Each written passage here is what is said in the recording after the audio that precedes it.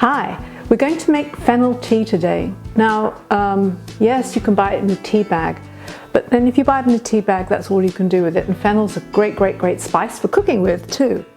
For fish, it's divine. It's also really delicious with squash. So I like the idea of a twofer with this. So we're going to make fennel tea just using fennel seed. Now, you need to just grind it a little bit, and I'm just going to use the end of my knife just to crush it just a little bit. It's really just to bruise the seeds. Well, you can smell it too. Oh, it smells really good.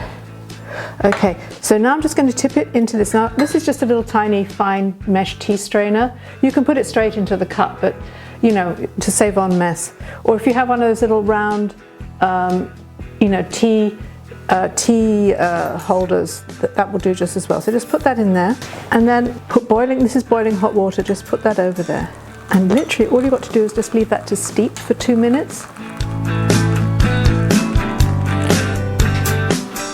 Which you'd have to do with a tea bag anyway.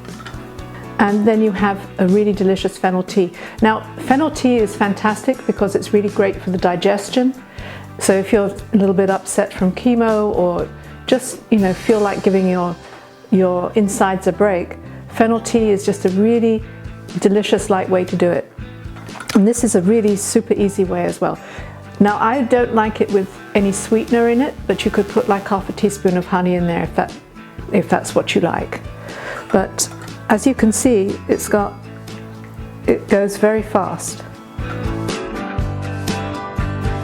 So all I've got to do now is just perfect. Because this is a light tea anyway. And it's a little deliciousness here. Oh, so great.